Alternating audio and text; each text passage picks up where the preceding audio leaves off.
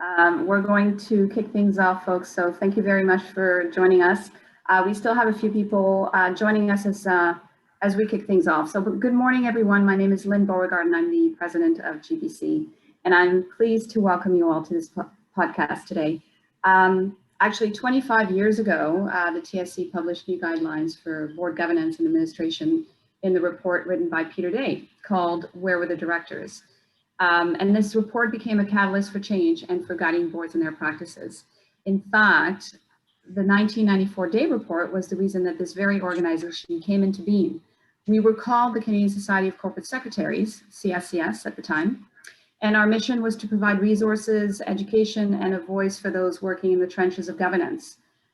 So we have Mr. Day to thank for our existence. And in 2016, we became Governance Professionals of Canada, as our membership has expanded beyond the role of the corporate secretary to many others involved in governance and across all sectors, while our lens continues to focus on leading governance practices in Canada. And now, more than 25 years later, we're absolutely delighted to welcome both Peter Day and Sarah Kaplan to present their new report, 360-Degree Governance, Where Are the Directors in a World of Crisis, addresses 21st century governance challenges such as environmental change, corporate purpose, the pandemic, the interests of all stakeholders, and much more. And as governance professionals, our members are tasked with supporting their boards and organizations in their quest for great governance. And as such, we'll be paying very close attention to what this report will mean in terms of new practices or resources and their own vital contribution vis-a-vis implementing these guidelines.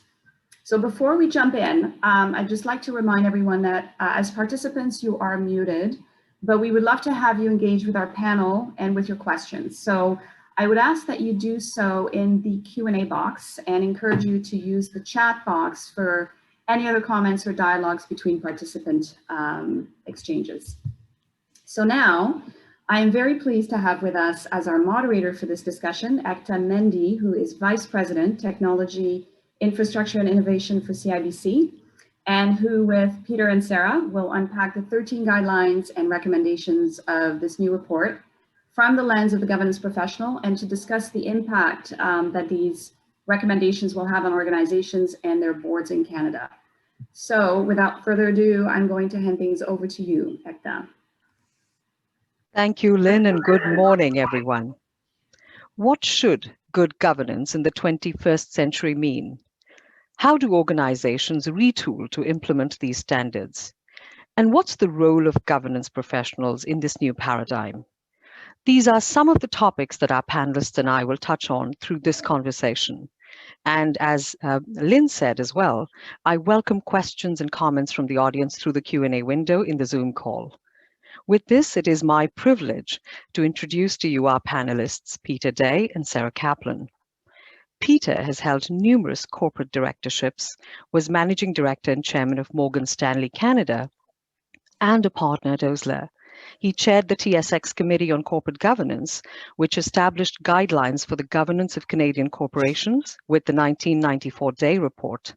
He also served as chairman of the OSC and as Canada's representative to the OECD task force that developed the OECD Principles of Corporate Governance released in 1999. Peter is now chairman of Paradigm Capital and a director on the board of Grand Tierra Energy, in addition to being an executive in residence at the Rotman School of Management. Peter, welcome. Thank you. Thank you, Ekta. Our second panelist, Sarah Kaplan, is Distinguished Professor and Director of the Institute for Gender and the Economy, or GATE, Professor of Strategic Management, and Fellow at the Michael Leach and Family Institute for Corporate Citizenship at the Rotman School. She's a co-author of the best-selling book, Creative Destruction. Her latest book, The 360-Degree Corporation, From Stakeholder Trade-offs to Transformation, is based on her award-winning course at the Rotman School. Sarah and Peter, we are delighted to have you here, and congratulations on the launch of the 360-Degree Governance Guidelines. Thanks so much, Ekta. Looking forward to the conversation. All right then. Sarah, let's start with some context. It's a fascinating title, The 360-Degree Governance, Where Are the Directors in a World of Crisis? Tell us the story about your collaboration with Peter and how this report came about. Usually Peter's the one who gets to tell this story. So I'll let him chime in. But basically what happened was I wrote this book, The 360-Degree Corporation, and it was really the idea of the 360 degrees is really, understanding that every corporation is now surrounded by numerous stakeholders and social issues that are going to shape how it operates. And so companies can no longer be solely focused on the shareholder, but must pay attention to everything around the company, whether it's employees, workers in the supply chain, the environment, inequality, gender representation, all of those kinds of things. And I had written this book, and then simultaneously, at the launch of the book, the Business Roundtable in the United States came out with its statement where these over 200 CEOs said that they were repudiating shareholder primacy in favor of creating value for all stakeholders. I wrote an op-ed in the Globe and Mail to basically say, okay, this is happening in the US, where is Canada? And maybe Peter, I'll let you pick up from there. Okay, thank you. Well, I read this op-ed and I thought, and perhaps this is more about myself than Sarah, I hadn't heard of Sarah Kaplan, and in at least in governance circles. So I was curious, and I was also curious about the answer to Sarah's, I won't say challenge, but question. Where does Canada stand on this?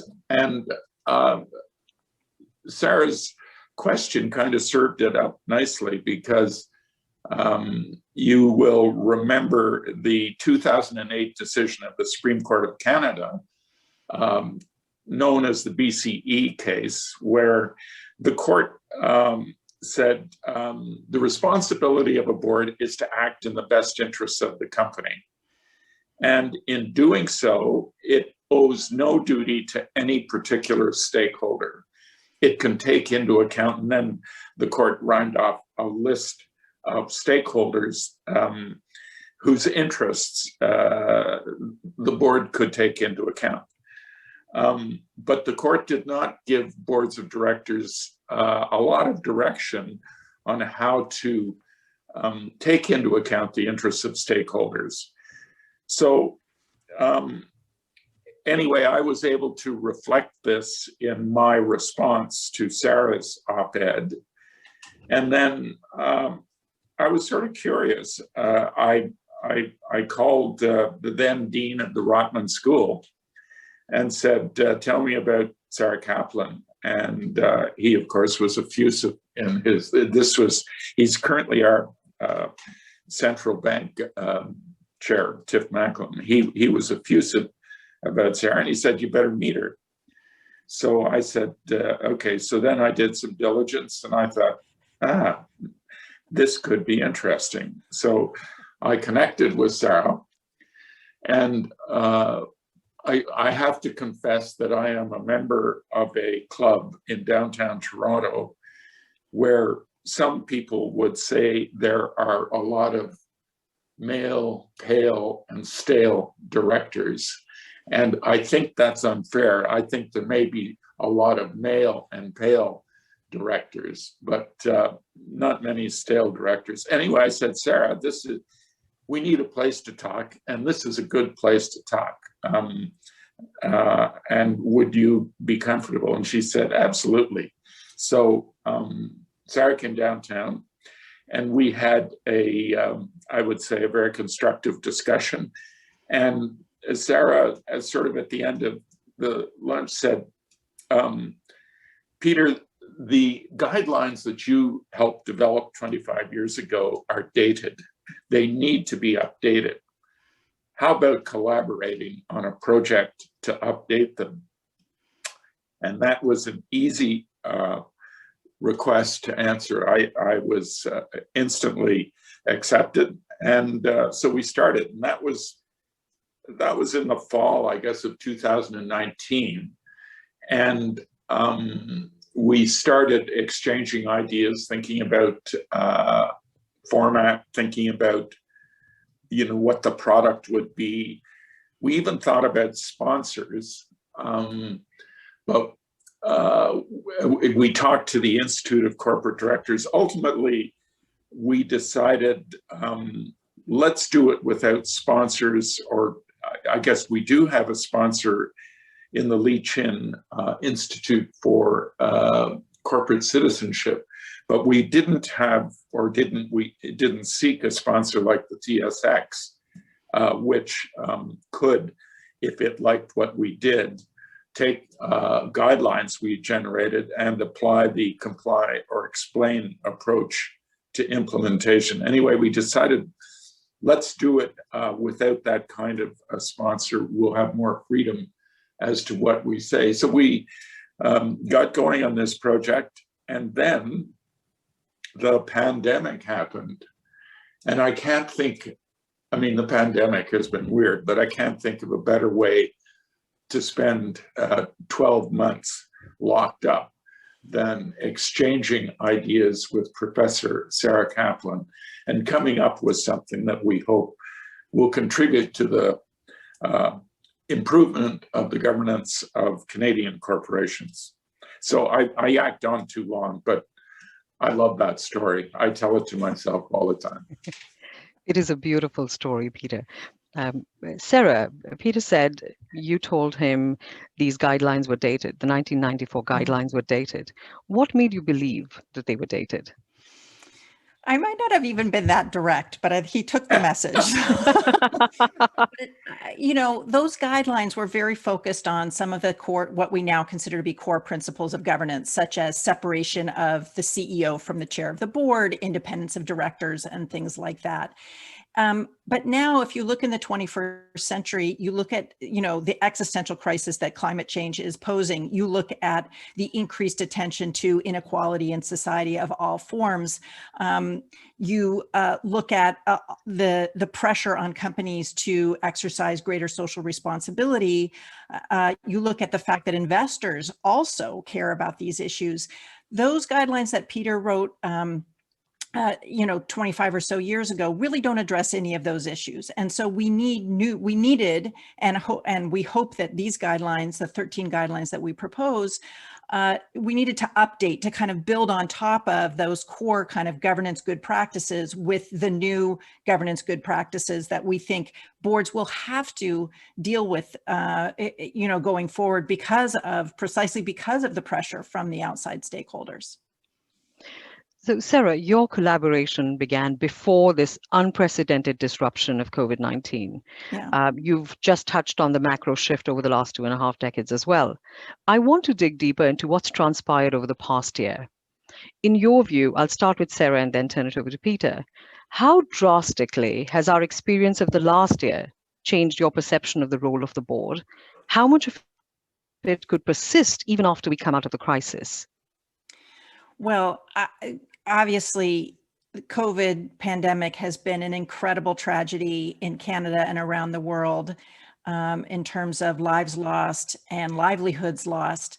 And, you know, my view is that the only thing we can hope for is a silver lining that might be leading us to want to build back better, build a new society that addresses a lot of the fractures that COVID-19 and the pandemic and the economic crisis have uncovered. I mean, those of us who've been paying attention know that there have been incredible inequalities in society, that, you know, women of color are particularly disadvantaged, Indigenous people, people with disabilities are particularly disadvantaged in the economic landscape. We know that climate change is coming, but I think what happened with COVID-19 is we as a society in Canada and around the world kind of raised our attention to these social issues, and corporations are implicated, and people were seeing how corporations could be implicated, both in creating the problems, but also being part of the solution.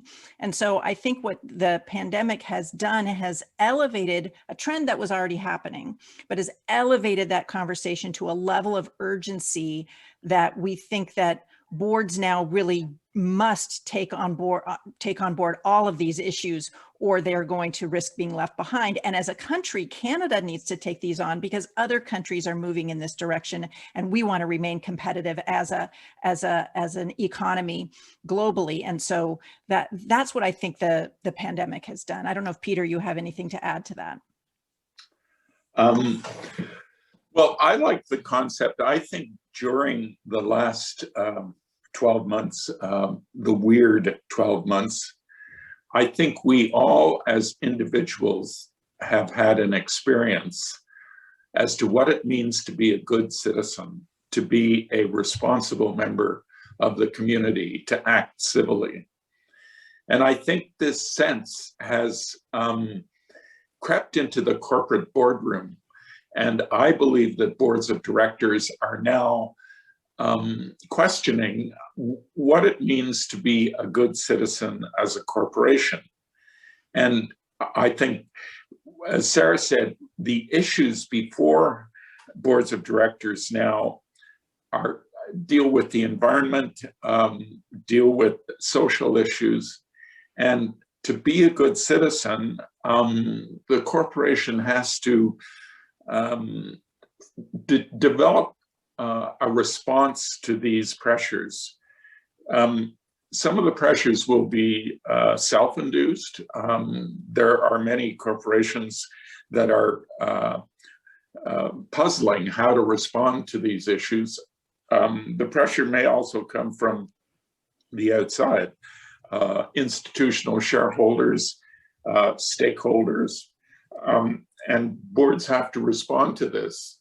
So I think I'll just add one further thought on the impact of the pandemic. I think it has heightened the importance of stakeholders, the role of stakeholders in corporations. And that really, it reflects the decision of the Supreme Court 12 or 13 years ago. But it also, I think boards of directors are much more sensitive to the role of stakeholders in the corporation, and they want to deal more sensitively and with knowledge as to the role of the stakeholder in the corporation. So being a director today is a lot different than being a director 25 years ago. True, Peter. Thank you for that. And it's a great segue into corporate purpose and the duty of the board itself. So you've started to allude to it, but how is corporate purpose changing as a result of this macro environment? You've also alluded to the BC decision in Canada. Can you draw contrasts with the Revlon decision in the US? Ekta, you've prepared well for this panel. I learned from the best, Peter. Good.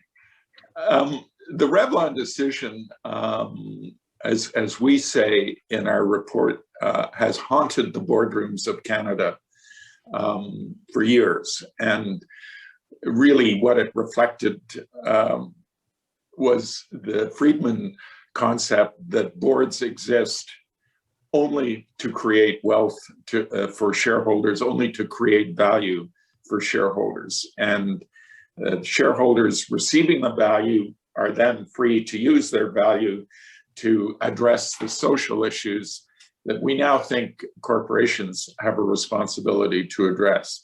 So it was that concept of boards of directors, and it was easier to be a director then. You looked at an issue and you got advice on the impact on value, and you made some decision. What BCE did was to shift that, and then, as Sarah described, the Business Roundtable sort of made the shift from shareholder primacy to stakeholder primacy. And that means, and what they said in that statement was that boards of directors, corporations exist to create value for everybody, for all stakeholders, not just shareholders. And that is the law in Canada. So we really put the Revlon decision to rest, and now we're grappling with how boards of directors create value for all stakeholders, and that is the current challenge. Do you want me to stop there, or I can go on about purpose, or maybe Sarah wants to talk about purpose? Sarah, your thoughts? Yeah, well, so I think just building on what Peter said, then if the BCE decision says you can consider various stakeholders, then when you think about the duty of a board member, it is to be able to exercise good business judgment. And the courts have always, deferred to boards to the extent that they can justify that they made good business judgment. So the question is, what counts as good business judgment anymore? As Peter said, it used to be, what's the value created for shareholders? And that was the end. But now, to be able, if you consider all the stakeholders, you therefore need some guideline, some rubric that helps you understand what counts as good business judgment. And that's where the business purpose comes in, the statement. And what Peter and I argue, our first of the 13 guidelines, is that boards should be articulating a business purpose that will then be the yardstick, I've used many metaphors now, the yardstick against which good business judgment will be exercised. And so I think that's the reason a statement of business purpose is so important, is because you can't know whether it's good business judgment or not unless you have some standard to compare it against. And that's why we strongly advise companies to articulate the business purpose. And that would be not separate from like corporate social responsibility somehow on the side of the business. This is intrinsic to the statement of what the business does, the products and services it creates, has to be this purpose that we're talking about. i.e., why does the corporation exist? And I think... So let's dig deeper. The different constituents. Who are the different constituents or stakeholders that you recommend boards consider? Well, I think every board, and this is where governance professionals, I think, can lead the process that is proposed in Sarah's and my report. It's identify the stakeholders, go through, to lead the board through a process where the board is seriously committed to talking about purpose. It used to be you went to somebody and said, what's the purpose of the corporation? And the answer would be to make money. And that doesn't fly anymore. So it's important that the board engage in this discussion of corporate purpose and do it seriously. So it's not just somebody would call it greenwashing. It's an actual discussion. Why do we exist? Who identify the groups, the individuals that we impact? Identify the groups and individuals who are essential to our carrying on business. Identify the groups and individuals who are impacted whenever we make a business decision, and factor all of these, we call them stakeholders, into the development of the purpose. So as Sarah said, how can you decide what's in the best interest of a corporation unless you know the interests that are going to be impacted by your decision? So part of the purpose discussion is to identify all of those groups, all of those stakeholders, so that the board is better positioned to understand the implications of its decisions when faced with, determining what's in the best interest of the company. I could go on. I'm just going to finish by saying, when we talk about best interest, one of the, I think, prevailing themes of our report is sustainability. It's sustainability of the company over the long term. So, furloughing a bunch of employees for 3 months is that really in the long-term interests of the company? So there's sustainability, purpose, and long-term. I'll stop there. Peter, I want to pick up a question from the audience. There's a question from David along these lines. Incredibly challenging and expensive to be able to measure value to all stakeholders. If you can even get agreement on which stakeholders you wish to take into account from a governance standpoint. Sometimes there are groups who believe they are stakeholders, yet they are not considered such by organizations. So there is a dichotomy here. There are multiple constituents, but the organization might have a smaller view of who their key stakeholders are. Do you have any thoughts on how organizations reconcile this? Well, I'll go back to what Sarah said. Ultimately, you're looking for business judgment. So business people or people that are required to make these judgments do so understanding, or should do so properly briefed on the implications for all of the constituencies that are impacted by the decision. So there's no formal or formula for resolving these competing interests. It just, what's important is that the board be fully briefed and exercise unbiased judgment. The other thing I'll add is we have pushed hard for more diversity in boards, and I believe that will be one of the keys to unlock this challenge that this questioner just raises. I think a more diverse board will bring a more obviously diverse perspective to business judgment, and that may facilitate decisions that benefit all stakeholders. And we recognize in our report, there will be stakeholders who you will never satisfy. I mean, they want to be there to make a statement and take a stand.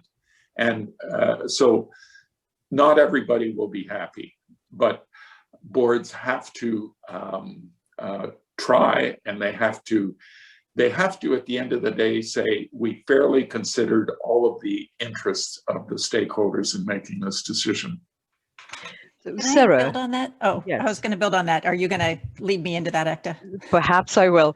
So, Sarah, I read the report cover to cover, and there's one very interesting nugget there, in addition to everything else.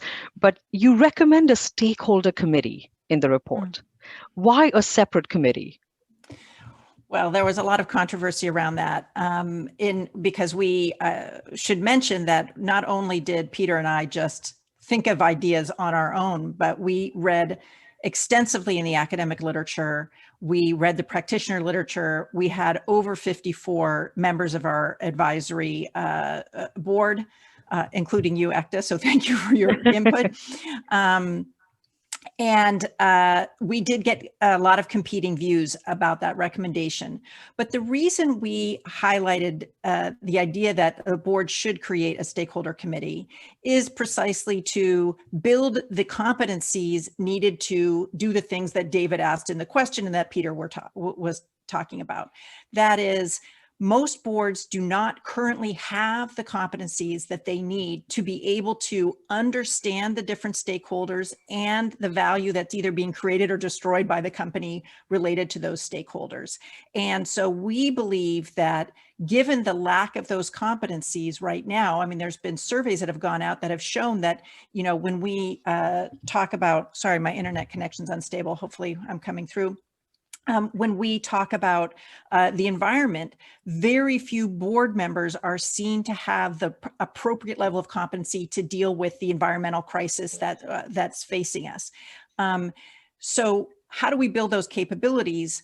One is to think about who is in the mix in terms of who should be on the board, but one way you can quickly do it is to put in place a committee who's charged with understanding this, who can seek out the information, who can, we also recommend that there be a report integrated in the financial report of all of the stakeholder impacts, and that can be audited by the committee. So we believe that creation of a committee, which won't be right for every company, but for many companies, it will be the crucial next step in building the competencies that boards need in this area. Then Sarah and Peter, what governance professionals I'm talking about, corporate secretaries or compliance or risk, legal or regulatory affairs officers? Ekta, I missed the beginning of your question. What role do you think governance professionals, Peter, can play in this new paradigm? And when I talk of GPs, as Lynn referred to them in the beginning, I'm talking corporate secretaries, but also broader compliance and risk and legal and regulatory affairs officers. Well, if I were the corporate affairs or corporate professional in a corporation, I would take this report and I would study every guideline. I would parse every guideline. And Sarah referred to the research that I was overwhelmed by the amount of research that Sarah saw. And we had two wonderful research assistants who generated this library of reference material that supported our guidelines. So if I were the governance professional, I would take a weekend and I would go through each guideline, and I would say, okay, how does my corporation, do we have a policy dealing with an obvious one, climate change? And how does the board oversee our policy on climate change? What do we disclose about our climate change? Sure, we might disclose, the strategies to reduce greenhouse gas emissions, but how does our strategy on dealing with climate change impact the company, impact the sustainability of the company over the long term? So what I would do as the governance professional, I would go through that exercise in each guideline. And I would say, what are the questions that I need direction on in order to be able to say, yes, I have looked at each of these guidelines, and yes, we have a strategy for responding to these guidelines, and here it is. And having said that, we're not saying every company, what we are saying is, yes, every company should read the guidelines and should have a response to the guidelines. What we are also saying is, look, we recognize that compliance or response is voluntary. We don't have any legal authority to impose this. But we are hoping that to carry the conversation forward, governance professionals will go through this exercise for each guideline, and then they should go to the CEO. The CEO should be part of this. The CEO should be worried about this just as the governance professional is. And the CEO and the governance professional with the endorsement of the CEO should do a presentation to the board, a separate presentation, take a half day and say, here are 13 issues identified by Sarah and Peter, and here is the status of our corporation in responding to these issues, and here, and generate a discussion, and then hopefully out of that generate a response. And as I say, we're not saying you have to, well, we are saying you have to have a response. That's what we're saying. We may not like the response, but you have to have a response. That would, I think, that's how the governance professional should initiate initiate the review. So we've all got homework then, Peter. Yeah. Yeah, but it's fun homework. Yes. I'm going through it personally. As you mentioned in the introduction, I sit on one board. I used to sit on a lot, but funnily, age limits crept in, so I don't sit on as many boards as I used to. But I'm going through this exercise with an energy company, and as I say, maybe I'm a geek, but it's kind of fun. Dig deep, find out how the company deals with these issues, and then be part of the process to get the company to take a more focused response to these issues. Thank you, Peter. Sarah? Oh, I just wanted to jump on one thing because I left people hanging when I said there was controversy about the Stakeholder Committee. And I see that we have a question from an old friend, Sagan Woldai, in the Q&A about what was the controversy. And I think some board directors that we spoke with said, oh my goodness, we already have so many committees. And now because of COVID, they want us to have a personnel safety committee. At a certain moment, boards will be overwhelmed by committee work. And so the only controversy was that some people said this might be better placed inside the work of the risk committee that the risk committee is already doing, or inside the governance committee, or we're worried about small companies that don't have many committees or any committees at all. How do small companies deal with this? So what we say in the guidelines is we think a stakeholder committee really is warranted. However, if boards feel they have too many committees, or if the company is small, we at least need the boards to develop the capacity to do the kind of analysis that Peter was just talking about. So if you're not going to do it in a committee, you better have some other process. In a small company, maybe it's just a lead director, but you need to have that process in place. And we believe the creation of the committee would facilitate that process of careful consideration. In keeping with the questions, Sarah and Peter, there are quite a few coming on reporting and compensation, which is another segment even within your guidelines. Yeah. Let's start with ESG. Lots of frameworks, glossy manifestos, conferences and media coverage.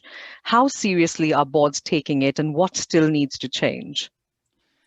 So ESG is the language that's used often by investors to ask companies about what they would do.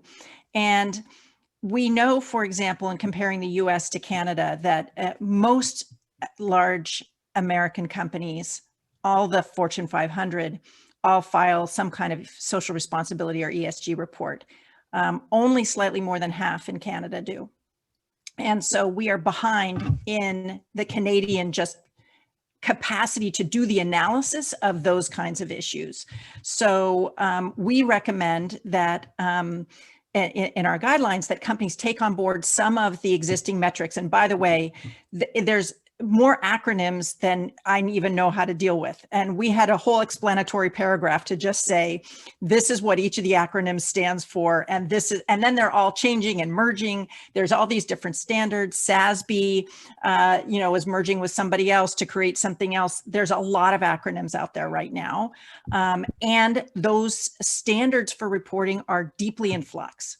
However, there are some standards that seem to be emerging. One of them on environmental, the Capital Markets Modernization Task Force in Ontario has recommended the TCFD reporting for climate change. We believe that companies will be better off adopting some existing standards simply because that will allow them to compare themselves over time and compare themselves with peers. So we think reporting is incredibly important. It's the first step to being able to do the kinds of deep considerations that Peter was talking about. And so that's what we recommend.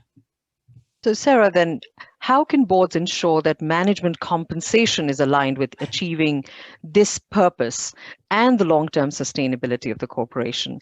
And I'm looking at the audience questions as well. People want to hear about any companies that are leading the charge on this.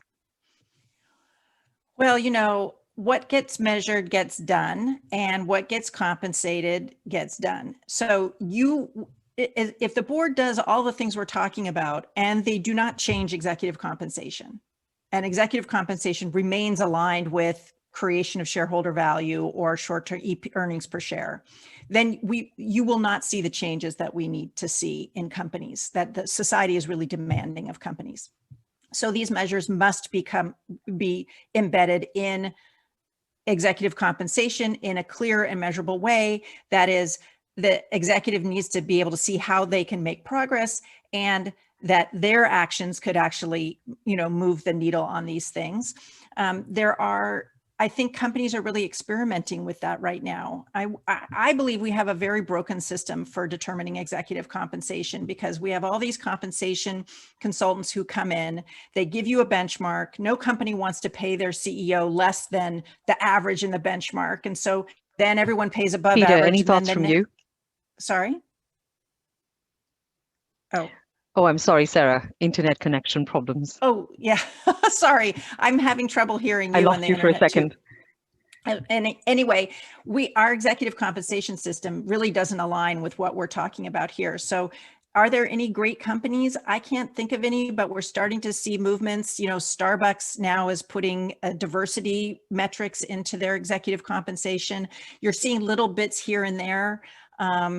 I think we're still in the experimental phase of figuring out how to make executive compensation work.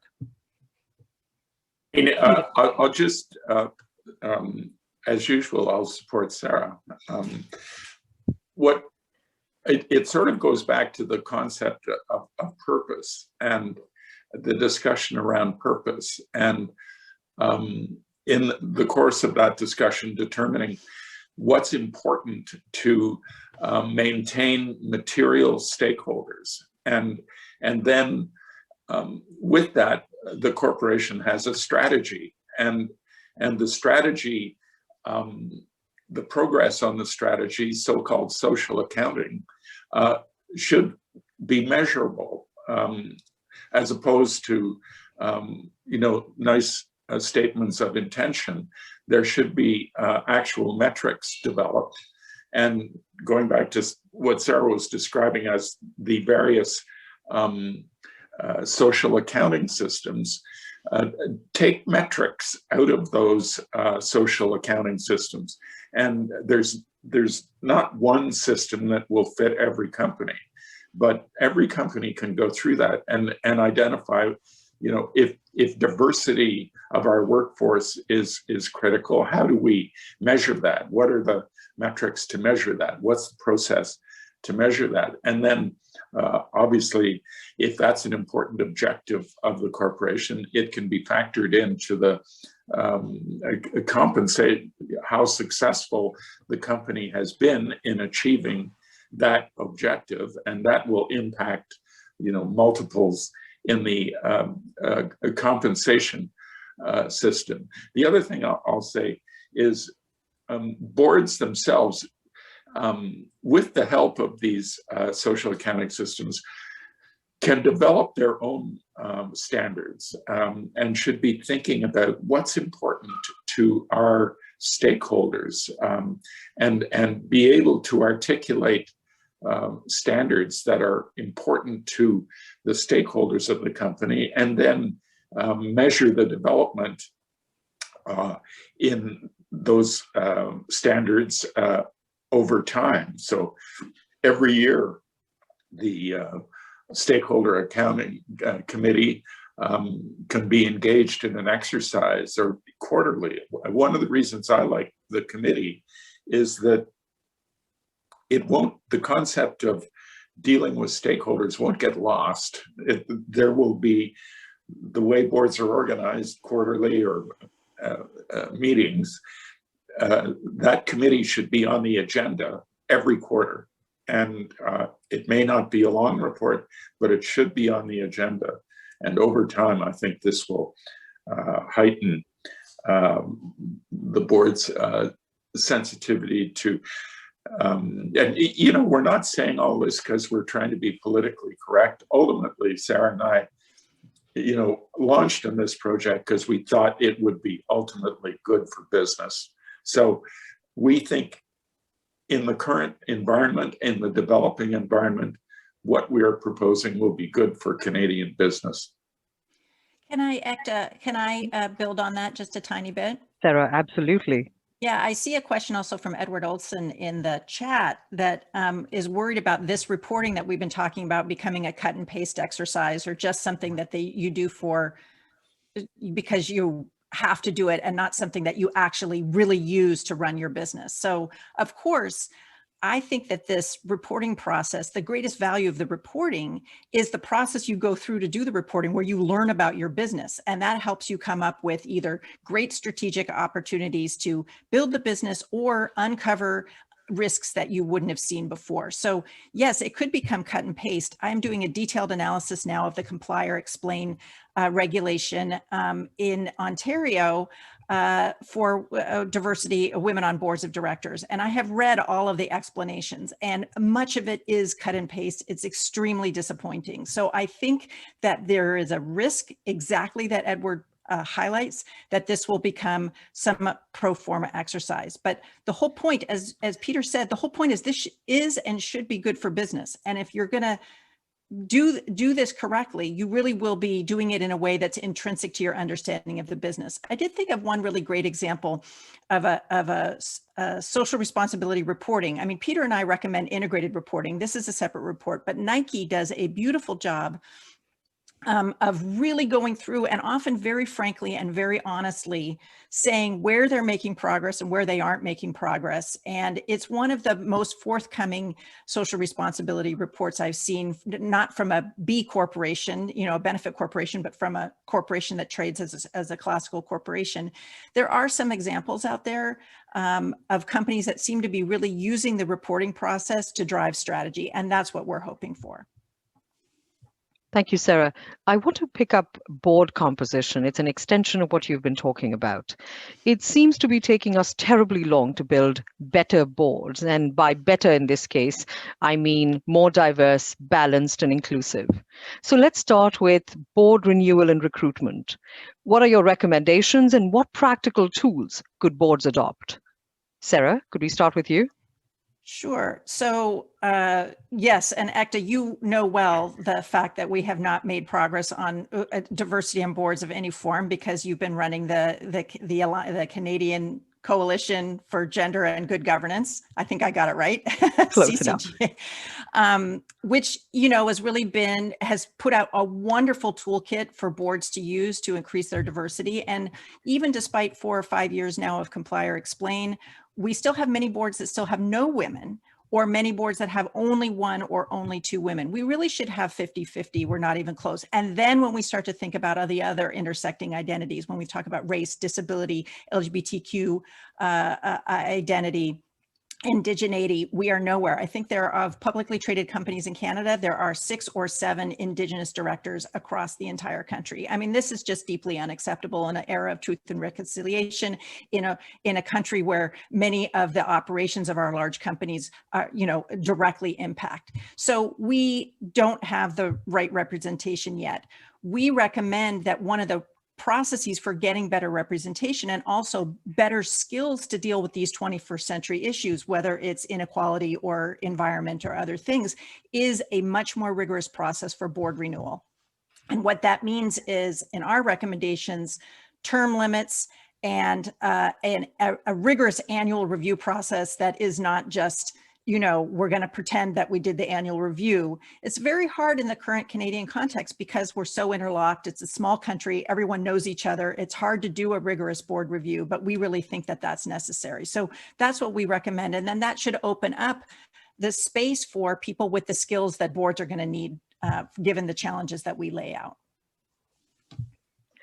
Peter, I want to add to this and then turn to you. The adjacent piece to what Sarah is talking about is diversity policy. And then there's the ongoing debate about targets versus quotas. What are your personal views on this? The ongoing debate, sorry? On targets versus quotas. I think quotas are necessary.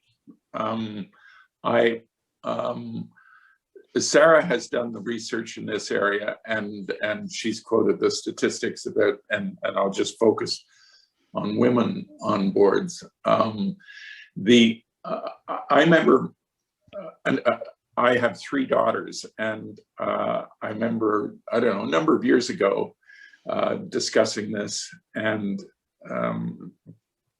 one of my daughters said, I would never go on a board to satisfy a quota. I sort of carried that thought along, saying, yeah, I get that. And then I had a deeper discussion with Sarah, and Sarah said,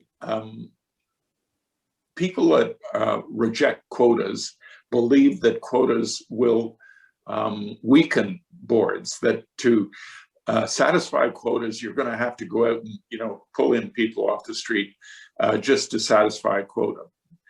And that reflects an ignorance about the pool of talent that is available in this country. If we imposed quotas, we would have changes would be mandatory. And I believe the result would be an upgrade in the quality of our boards of directors. I've experienced diversity on boards personally. I've been on boards where there's been a commitment to diversity, and people, there's always a discussion.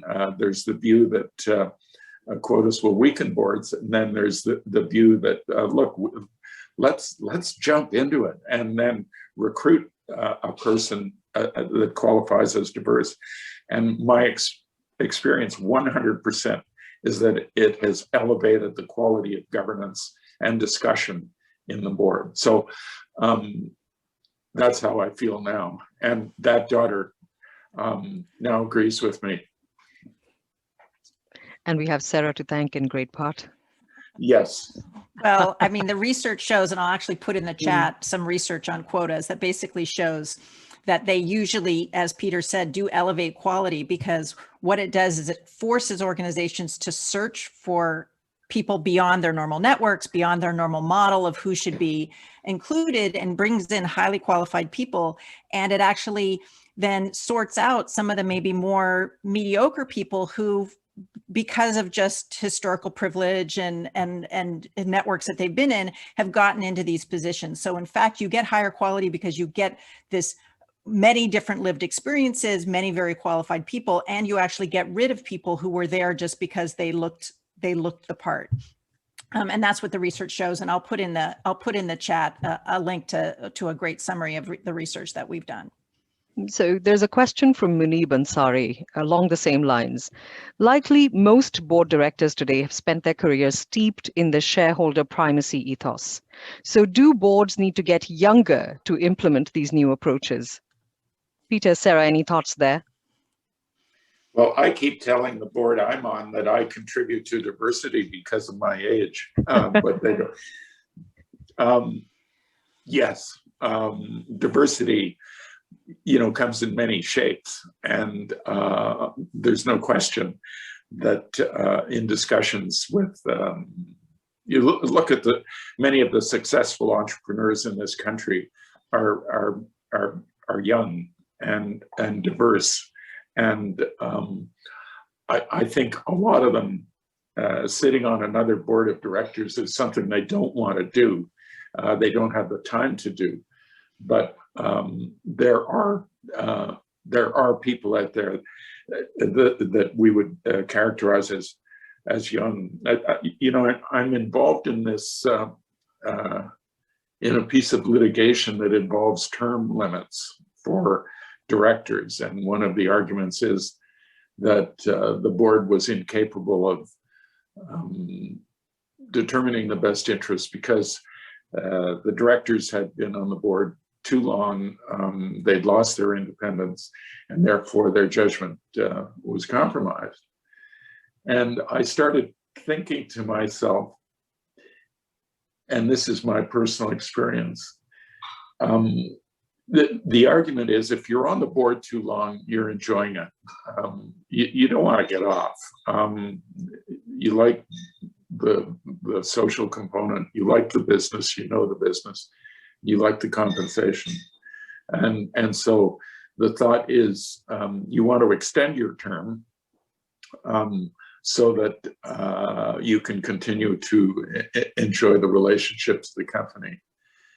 And I think what's going to happen is assessment processes are going to weed out the directors that are there to be compliant, and they will support directors that are willing to put up their hands and take an opposing point of view or to challenge rather than the director that is compliant. So anyway, this is my argument that term limits may or may not be the answer. It's really what you need is a board with a strong chairman that's willing to really exercise power to make sure that the board, every member of the board is contributing. And with that, I want to talk about the talent pool. What's your counsel to governance professionals who may be also aspiring corporate directors? Well, I was thinking about that this week, and I think Sarah agrees with me. There are a lot of corporations and that will not allow their employees to sit on outside boards. You employed by this corporation, we want 100% of your commitment to be to this corporation. And I'm hoping these restraints will be released because the pool of talent would, available talent would be multiplied if that restraint was removed. And it would also address, issues like youth, as you say, getting younger directors, but also more diverse perspectives. So I think that would be the biggest, that would be a great way of contributing to the pool. Thank you, Peter. Sarah, any thoughts there on the talent pool and specifically what governance professionals could do if they are aspiring corporate directors? Well, there's a long list of very qualified people who could be on boards who are not considered because we have some kind of template of who looks like a board director, someone who's been a CEO.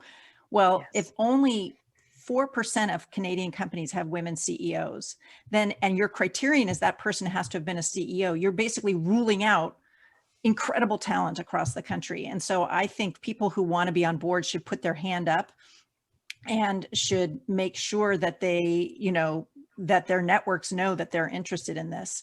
Unfortunately, right now, the process of getting on a board is very much a network process. And therefore, building the connections you need, I think, is right now the most important way. And I'm hoping that these guidelines are going to push boards to want to look more aggressively out into the world and spend more time trying to find interesting talent who will bring the expertise they need in Indigenous relations, or the expertise they need in environment, or the expertise they need in, diversity in the workforce. These are kinds of things that boards need and don't have right now. Thank you, Sarah. We're at about the 1 hour mark. I'm going to go back to audience questions. Yes. There is another one from Edward.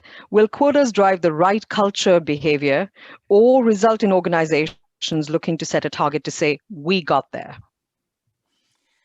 Well, there's an infinitely long conversation about the difference between diversity, inclusion, belonging, and all of those things. So just setting targets is not enough because you have to retain people. I even struggle with the term inclusion because it feels like you're including people in the existing corporate culture, which is, by the way, dominated by a certain way of being. So I don't think we can get as deeply into that. But what I do know from the research on quotas is that if you can use them, to drive that critical mass of people, you take away the quote stigma of being different or other. And that's what quotas can do, is they can take away the stigma, and therefore, once you have the critical mass, you can start working on how to actually build an organization that works for everyone. Thank you, Sarah. There's another question that's come in from Anna Maria. Did you collaborate in the recent Global Mail report, Women on Boards? I talk to the Globe and Mail a lot, so they know about our research. Yeah. Okay, let's talk about the applicability of these 13 principles. Is there a certain size of company? Are you thinking private or public companies or not-for-profit boards? What's the scope and applicability that you had in mind when you got started? Do you want me to answer? Why don't you start, Peter? Okay. We hope that every company, public or private, large or small, will take the time to look at the issues raised by these guidelines. Obviously, for big public companies with a lot of institutional shareholders, they will feel the need more immediately than, say, a small private company. But if the leaders of these companies start thinking more broadly and thinking about who are our stakeholders, then I think they will recognize the need to be able to address the environmental and social issues that we've raised by our guidelines. So you may be a private company, but you will have some investors. You will have some, if you're producing something, you're going to have some a service or a product, you're going to have customers. And these stakeholders are important, and understanding their interests and policies can affect the corporation's policies for dealing with these issues. So I don't think CEOs should ever be caught flat-footed, and I think what we've tried to do is identify the issues that we think are important. It's not exclusive. There will be other issues that people will identify that are important to their stakeholders, but don't be caught flat-footed. Have a strategy, have a policy to address each of these issues that is supported by your board of directors. Thank you, Peter. Don't be caught flat-footed. So another anonymous question this time. In addition to corporate secretaries, what role do you see internal audit playing to support boards and committees? Well, what role? Sorry, say that. What role? What role does internal audit play, Peter, in supporting? What role do you see internal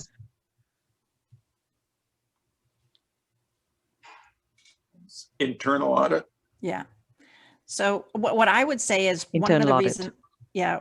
Sorry, Ekta, you're going in and out. I don't know if it's me or it's you. What I would say. It could be me. I just got the unstable message as well. Right. Internal audit. I mean, one of the reasons that we want to create the stakeholder committee is because we believe that that committee should be auditing the reports of all of these capabilities. So internal audit should be providing the kind of information and the due diligence on the information, just like they do on financial information. I think they should be doing on the rest of this kind of information as well, all the different dimensions that we've been talking about. Yeah, that's a good question, and it highlights for me the importance of internal audit as part of this process to advance the quality of governance, and I think internal audit can play a very important role in making sure that once the corporation goes through the process of deciding what its policy is for dealing with each of these issues, and sets down some standards for its strategy, then internal audit should be all over it and should report at every board meeting how the corporation is dealing with these issues. There's a question from Julianne, Peter and Sarah. What can the boards do to incentive or foster diversity when the members are all appointed by the government? Any tips? There were a couple of questions that had to do with crown corporations. And I think the government should be really driving diversity. That is very consistent with the new federal legislation. So, unfortunately, sometimes because of government processes, there's a lag and less agility than we would like. But given the current government, given the recent, legislation that will apply to federally regulated corporations, I believe the government is on the side of driving diversity. And so if boards want to do it, I don't think the government is going to stand in the way. And but I agree that there's sometimes some lack of agility in some of those contexts, even if the intent is correct. Thank you, Sarah. There's an anonymous question. Peter used the term chairman. Could we adopt the term chair versus chairman? Peter, your thoughts? Oh my God. Well, that was a slip of tongue on my part. I must have been nervous because I always talk about chair because I regard it as a neutral term. I know someone was paying attention.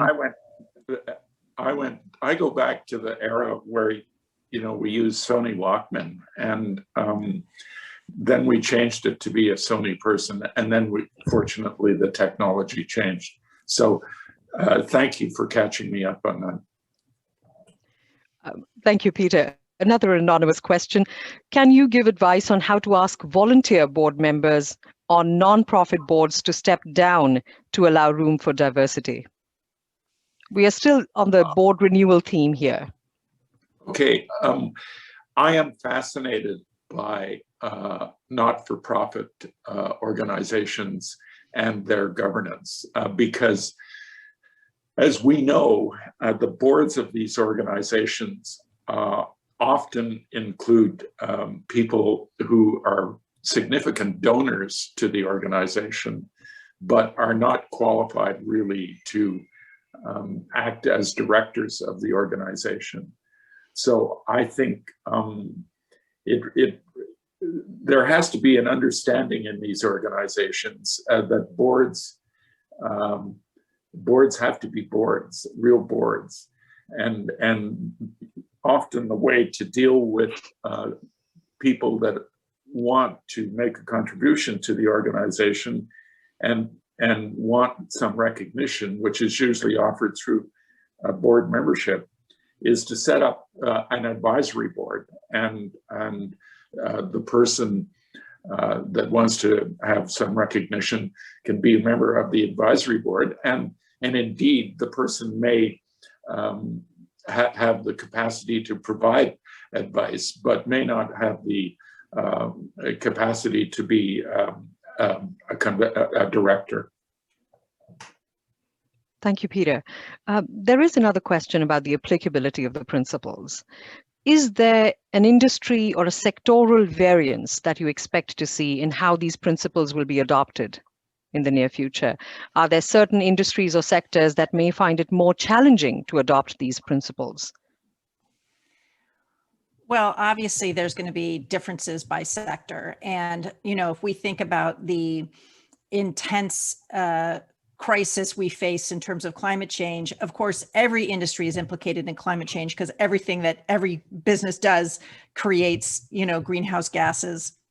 But of course, Canada has a very prominent oil and gas industry, and that is going to have to address the climate issues in a way that's very different than, say, the banking industry has to address climate issues. So each industry will probably have its own challenges.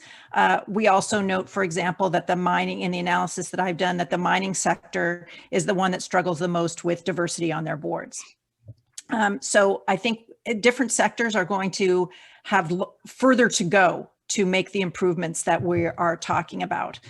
We also know that federally regulated corporations have been the best in moving forward in board diversity. So we are going to see differences by sector, but that does not mean that any sector gets by because it's somehow going to be, quote, more difficult for them on one issue or another. As Peter said, every company needs to have a position on these different issues and be making progress on them. And actually, a lot of times, people think of the, taking care of the stakeholder or this reporting as just, it's just a thing you have to do. It's more reporting. It's just a compliance issue.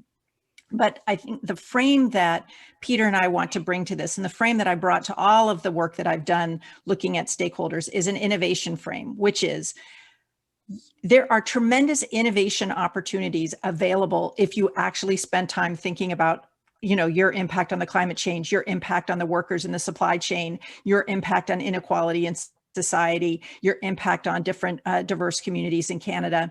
And those don't just have to be, oh, it's either a social responsibility or a do good thing or a charity thing. They can be part of your core innovation processes. Getting to net zero emissions will lead to tremendous innovation in the Canadian economy if we could unleash that innovation. And so I would say that every company should be looking at these issues, not just to quote, comply. That's why I don't like the comply or explain framework, because it makes it sound like it's just some regulation you comply with, as opposed to using it as a core to your business strategy. And I think every company can do that, large or small. We had some questions about whether this should only apply to very large companies who have the capacity. But in fact, small companies can be some of our greatest innovators on these dimensions. Small companies need to have these capabilities, governance capabilities, as they grow. So I believe that even if there's differences by size and by sector, Crown Corporation and all of that, and as Peter said, even in nonprofit, these principles will apply equally. Now, if you were to scan globally, do you expect to see a geographical variance? Are certain countries already well on their way? And if that is the case, what seems to be driving that success? It's interesting. I think the principles that we have identified, well, first of all, they've been tested with the research that was done to support the book or the report. And we see, at least in Western countries, that the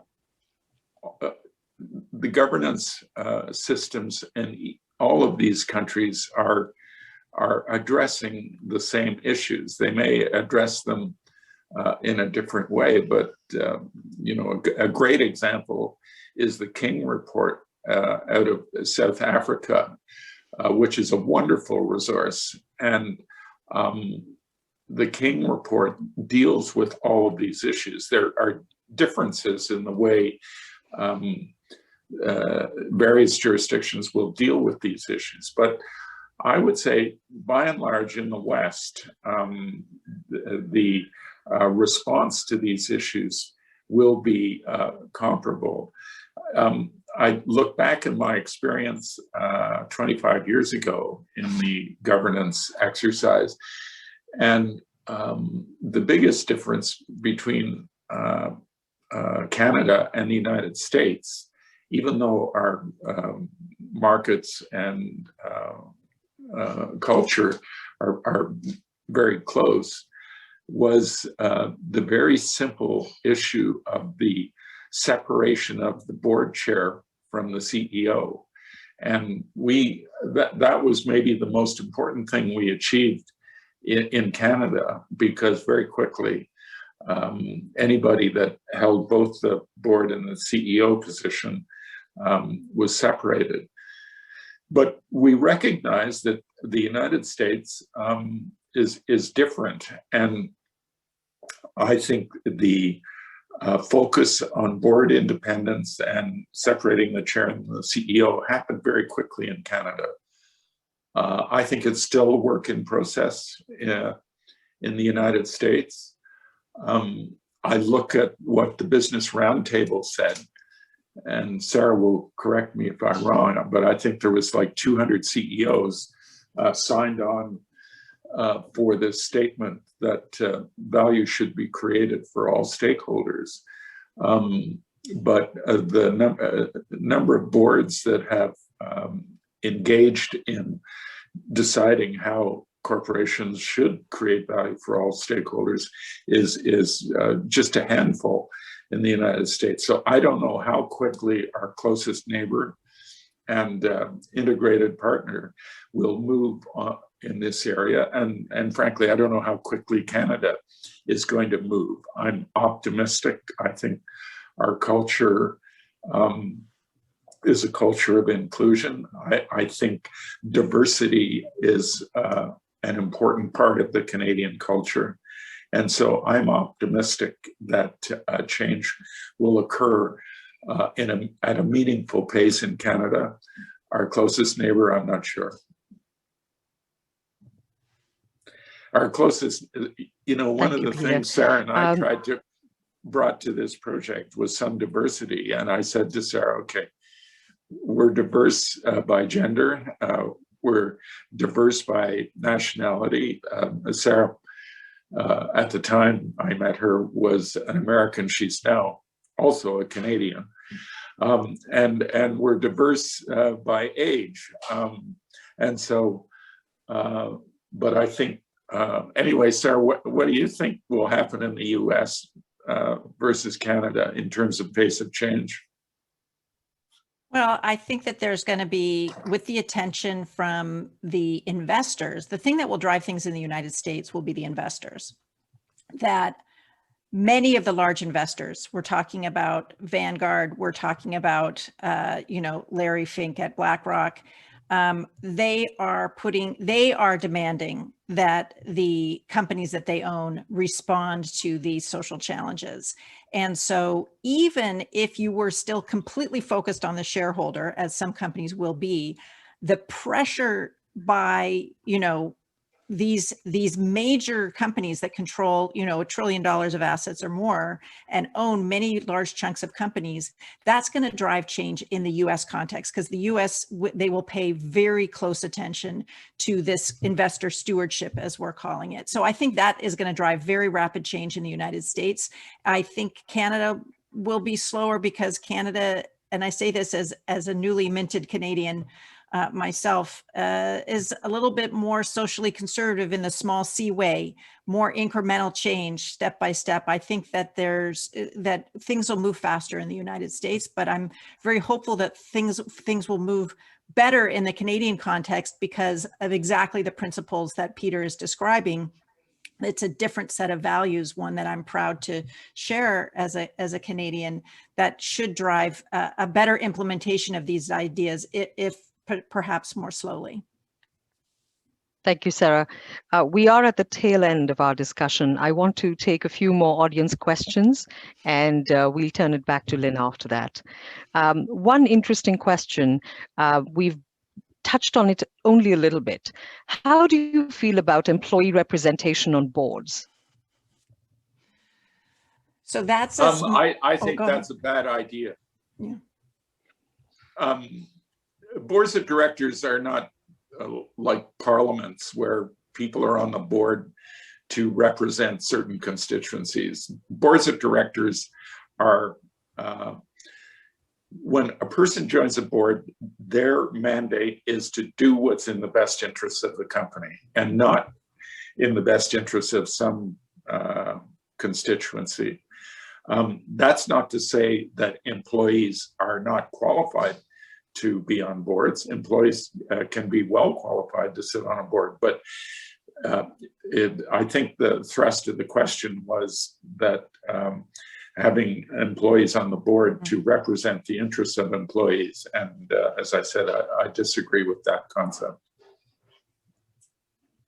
Thank you, Peter.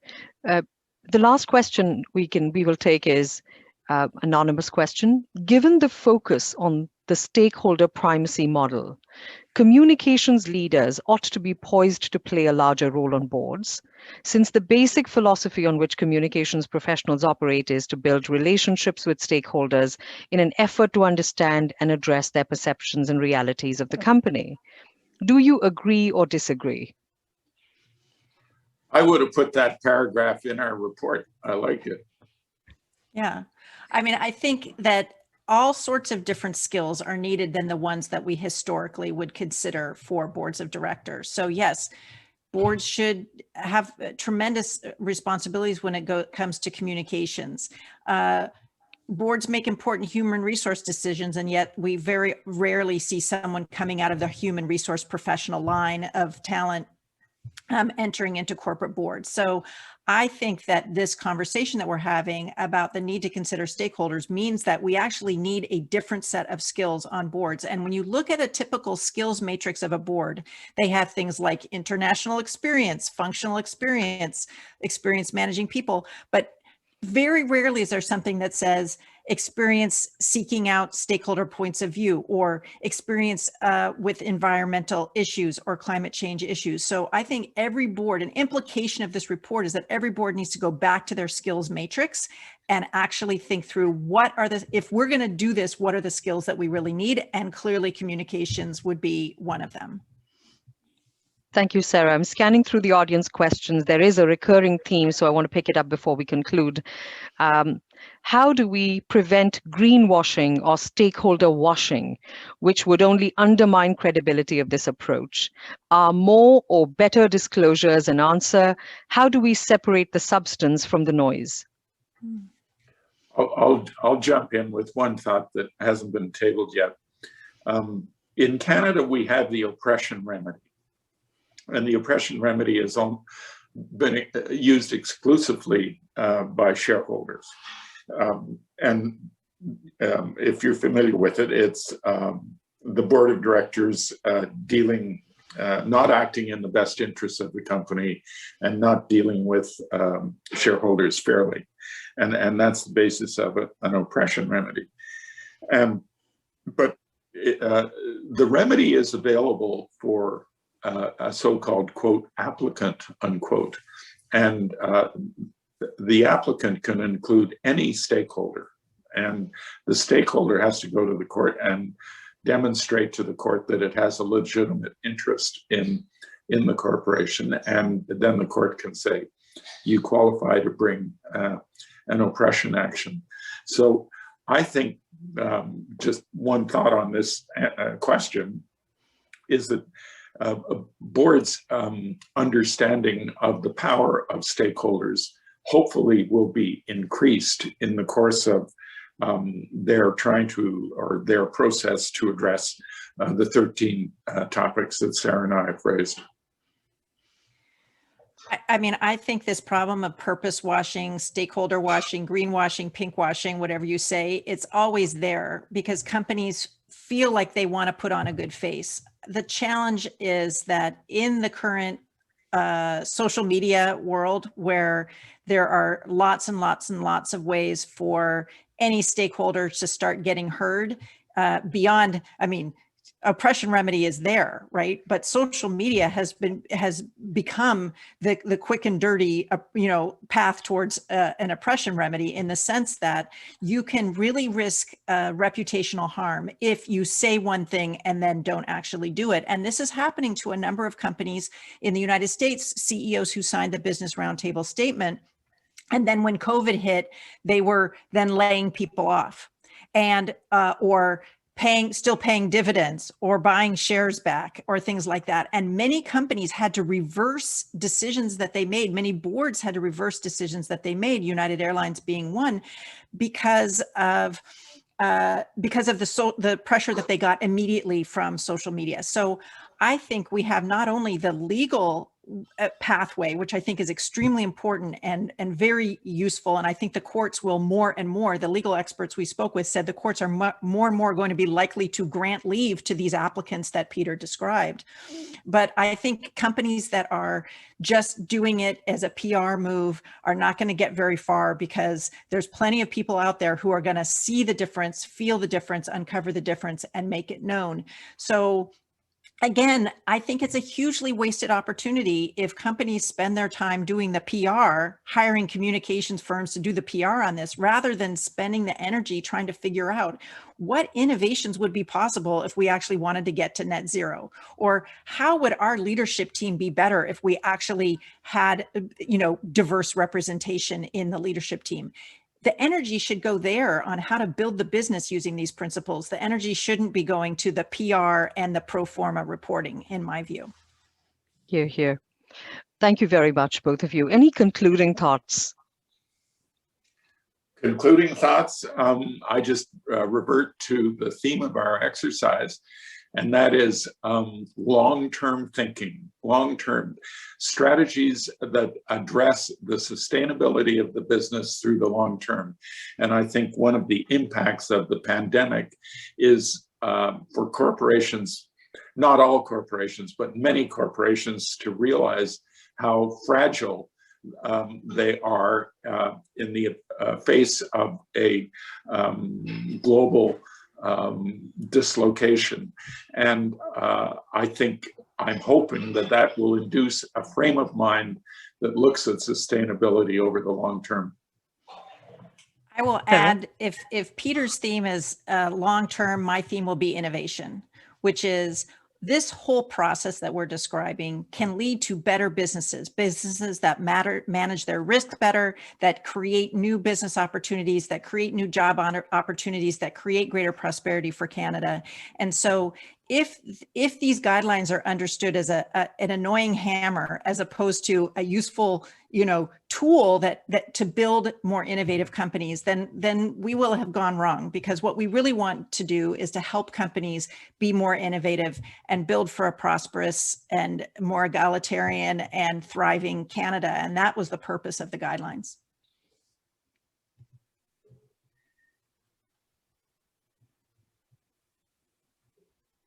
Hi, everyone. Thank you so much. And Ekta, I think you've left the screen, but before you go altogether, I want to express my sincere thanks. I am back. Oh, there you are. Thank you so much to you, to Peter and Sarah, for all of your time to come and share your insights. Peter and Sarah, on your report and your recommendations. It is so important that we have this dialogue. And it was extremely insightful to hear your views and to understand your guidelines from our GPC lens. And I believe that this is just the first of many conversations that this report is going to stimulate. A note to everyone that we have recorded this session. So if you'd like to watch it again or recommend it to someone, it will be available on our gpcanada.org website, as well as a link to the report and some of the other resources that were mentioned during the conversation. I would also like to invite you all to attend another very important GPC event that is coming up on March 24th. Sarah's closing remarks on innovation is feeding right into what we are going to be doing. And we're hosting an Excellence in Governance Special Edition Showcase to display stories of resilience and innovation from organizations who've displayed inspiring governance in the past challenging year, that we've had. And this special edition showcase will shine a light on the key role of boards and governance professionals, as well as on leading practices in good governance in times of crisis, in 5 panel discussions on enterprise risk and crisis management, strategic planning, oversight and value creation by the board, diversity and inclusion, ESG and sustainability governance, and in innovation and resilience in governance. We have an amazing lineup of speakers, and I hope you can join us. You can register for free on our website. I would also like to ensure that you're aware that GPC offers the accreditation program, the GPC.D, which is attained by completing the Governance and Practice certification. The program was created for those who practice governance and assist their boards and organizations in enhancing their overall governance processes. More information on the program is available on our gpcanada.org website. And finally, we hope you will mark your calendar for our 23rd annual conference, which will take place virtually on August 17th and 18th. Again, a very, very sincere thank you to our panel, Ekta and Sarah and Peter. On behalf of all of us at GPC, we truly appreciate your time today. And thank you to all of you, all of our participants, for joining us today. Have a wonderful day. Thanks all. Thank you all. Good job, Ekta. Thank you, Peter. We make a good team. That was fun. Bye, Sarah. Bye. Take care, Peter. Great questions from the audience. Really Yeah. great. Indeed. Yeah. Good job, Sarah. See you, everybody. Yeah.